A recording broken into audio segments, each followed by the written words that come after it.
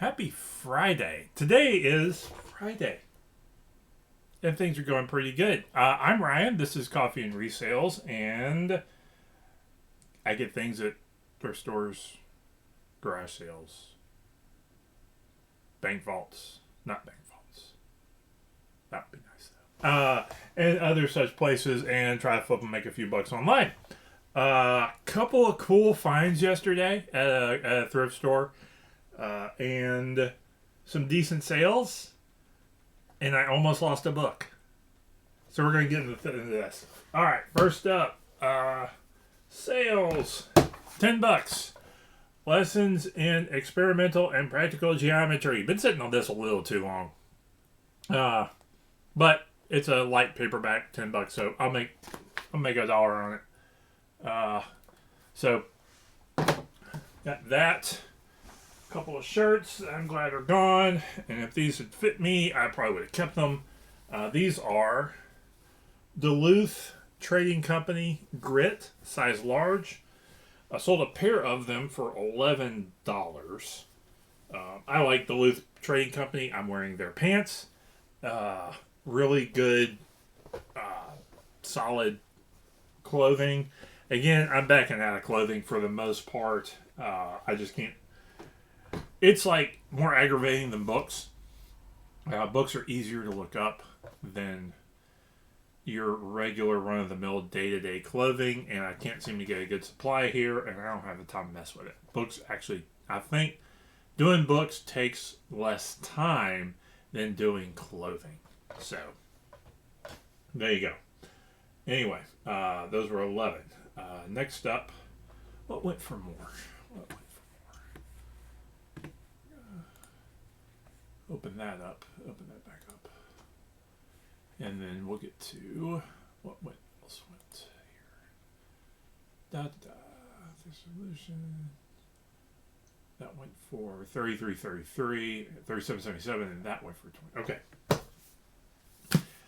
picked this up a few weeks ago.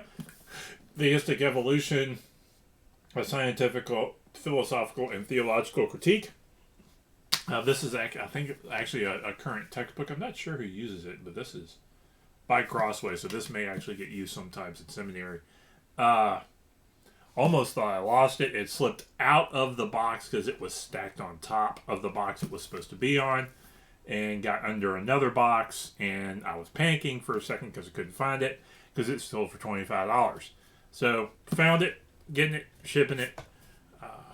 Probably gonna put that in a box. I have a good box for it, and it's thick and aggravating, and that won't ship great and it's like completely unused condition, so that's why I'm going to do that. And finally, Hellsing. This is a graphic manga, first edition, $37.77. I'm guessing that they're not printing a whole lot of these anymore, or maybe it's just simply because it's an early edition and it's number 10.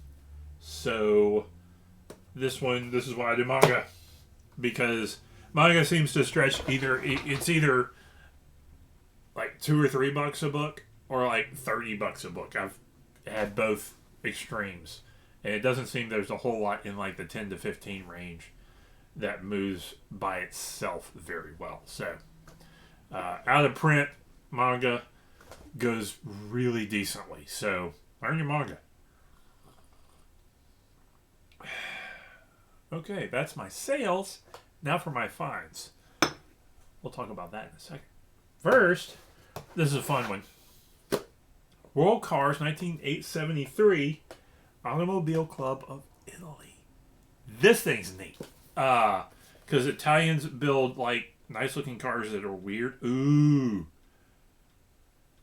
BMW 5 Series. Those were fun cars. But yeah, it's actually a lot of European cars. A lot of photos of cars that you may never. It's almost. It wouldn't surprise me if a lot of these cars are hard to find photos. So that's why sometimes things like this sell, is because the photos in it are almost unique. Now, there's a smell to this book. A little musty. Like it was kept in a box in a basement or something. Maybe a little smoke smell.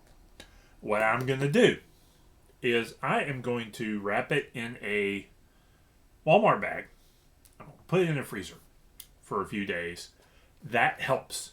It's not perfect, but it's an easy, low labor way to handle musty book smell. If it's a mold issue, that type of thing, that'll kill the mold. Now, there doesn't seem to be, there's no visible mold on it, which is nice. But there is a smell. It helps with cigarette smell, and it helps with mold. Baking powder can do that. Helps a little bit, too. And there's a couple other things you can do. But the easiest one, throw in a Walmart bag, stick it in a freezer. That way you can keep the moisture out. And that's what I'm planning on doing with it for a few days. Hopefully I don't forget. We have a freezer here at work that nobody uses for anything. So that's what I'm going to do with that. But that is, I think that's like a $30, $40 book. So that was a good, the thrift store I got, their book prices are a little bit higher than Goodwill sometimes. But that one was worth grabbing. Next up.